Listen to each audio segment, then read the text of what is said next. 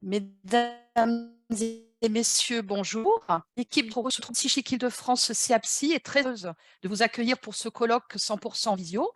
Je tiens à remercier les membres du groupement de coopération sociale et médico-sociale, le GCSMS, dont les associations sont ALVE, Iris Messidor, Espérance Hauts-de-Seine, Regain Paris, APSI, Œuvre Falleret, fondateur et au pilotage de la locomotive CAPSI depuis 2014.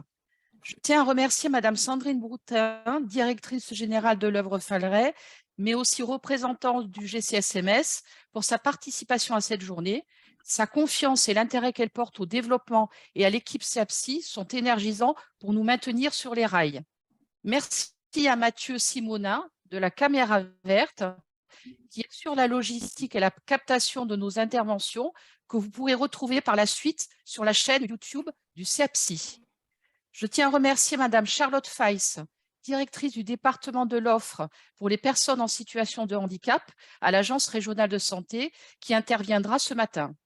Votre présence, Madame, montre à quel point le secteur médico-social est important dans l'accompagnement des personnes en situation de handicap psychique.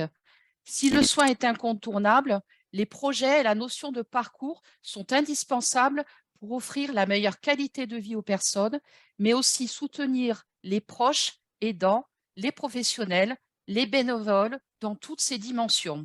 Un de vos objectifs est de soutenir et accompagner la transition inclusive dans toute sa complexité, sacré défi sociétal. Changer de système est exaltant, mais questionnant. L'optimisme est de mise. La transmission d'expérience pour cette journée est prometteuse. Merci aux partenaires et aux personnes qui se sont impliquées pour nous partager tout au long de cette journée leurs précieuses ressources, malgré des agendas très contraints. Vous retrouverez sur l'espace de valorisation, rubrique colloque, des informations, blogs, logos, liens sur les actions de nos intervenants engagés et passionnés. Je tiens à remercier toute l'équipe du CAPSI pour son implication sans faille pour vous proposer un programme le plus complet et attractif en lien avec l'actualité et nos missions.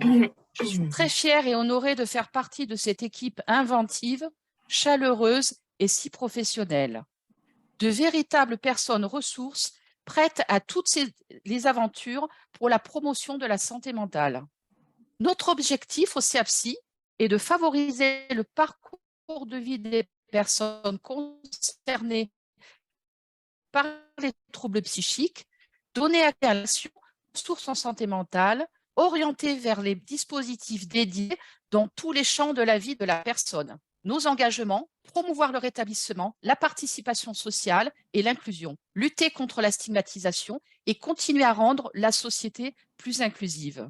Pour ce faire, nous proposons de multiples ressources: accueil, information, orientation, sensibilisation, animation et mise en réseau, études, observatoires et contributions à des recherches, accès à une communication large et lisible par tous, mise en réseau de l'ensemble des acteurs, pour les personnes concernées, les aidants proches, professionnels, bénévoles sur l'ensemble du territoire francilien. Nos missions servent les axes du projet régional de santé. Cette journée a le but de vous informer, de valoriser les collaborations à travers les différents champs de l'intervention et partager des initiatives inspirantes vers la transition inclusive. De ce fait, je partage le livre de Charles Gardou, La société inclusive, parlons-en. Il n'y a pas de vie minuscule. Ce livre lumineux qui guide aujourd'hui ma réflexion pour cette journée intitulée Santé mentale, ensemble sur les rails de la transition inclusive, Charles Gardou, anthropologue, dit: la société inclusive est celle qui va mettre à l'intérieur de ses frontières, de ses valeurs, de ses normes, tous ceux qui en font partie de droit. Dans une société inclusive, chacun a sa place. Je vous propose de monter ensemble dans le train pour un voyage vers cette transition inclusive. Je vous souhaite une belle journée avec des échanges fructueux. Merci à vous tous pour votre présence et pour votre participation. Je passe la parole à Madame Sandrine Broutin de l'œuvre Falleret et représentant du GCSMS et APSI.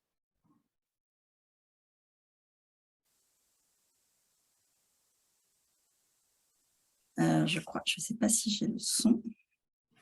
Bonjour, merci Carmen, bonjour à toutes et à tous.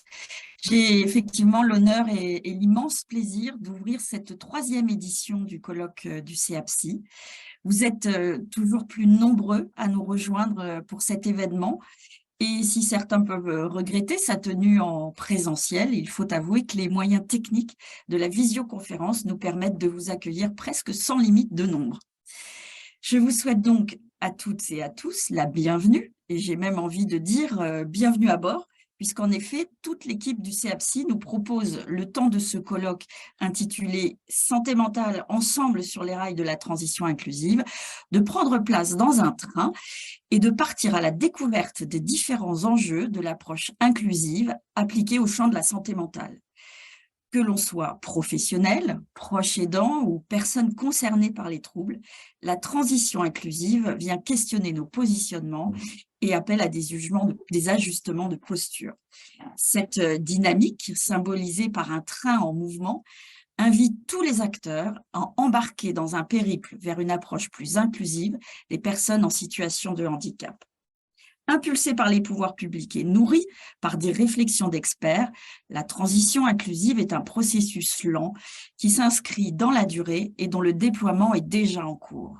Il était donc important pour le CEAPSI, au cœur de ces transformations et très impliqué dans plusieurs initiatives récentes qui visent à promouvoir la transition inclusive, de prendre le temps ce matin et cet après-midi de décortiquer cette question et de la partager avec vous. Alors, ce colloque, enrichi par les expertises et expériences d'une vingtaine d'acteurs, s'adresse à tous. Pour nourrir nos réflexions, ce colloque donnera successivement la parole tout au long de la journée à de multiples acteurs, dont notamment des experts reconnus dans le champ de la santé qui apporteront leur regard sur les leviers d'action et les enjeux. Ensuite, des élus et des professionnels de terrain présenteront des expériences développées. Et enfin, des personnes s'exprimeront sur leurs perceptions, leurs attentes et leurs propositions pour des actions favorables à la santé mentale. Alors cet événement résolument interdisciplinaire mettra la lumière sur le lien entre santé mentale et autodétermination et permettra, nous l'espérons, de faire tomber certaines idées reçues sur la santé mentale et sa fréquente stigmatisation. Alors, je voudrais, avant de céder la parole, féliciter d'ores et déjà et remercier toute l'équipe du CEAPSI. Carmen de Lavalloire, en premier rang, sa directrice, qui fait un travail remarquable à la direction du CEAPSI, et puis l'ensemble de ses collaborateurs, Maha Lebiad, Céline Berkani, nos 2 chargés de mission santé mentale, Aboubakri Tamboura, chargé d'études, Nicolas Mani, médiateur de Santé Père, Jean-Philippe Leteuf, chargé de communication, sans oublier Isabelle Gribou, assistante de direction. Et non, je n'ai oublié personne. Et là, tout le monde se demande, mais comment font-ils, en étant si peu, pour faire tout ce qu'ils font tout au long de l'année? Eh bien, j'ai envie de dire, l'équipe de CEAPSI n'a pas de limite. Elle n'a de limite que celle que lui imposent aujourd'hui ses moyens. Et donc, il y a là un message peut-être pour dire qu'on a tous hâte que les moyens puissent s'élargir. Bien sûr, un dernier mot pour remercier Philippe Brouan, administrateur du GCSMS CEAPSI, ainsi que tous les membres du comité technique qui l'entourent. Je passe donc la parole dès maintenant à Charlotte Feiss pour l'Agence régionale de santé Île-de-France et vous souhaite à tous un excellent colloque et une très belle journée.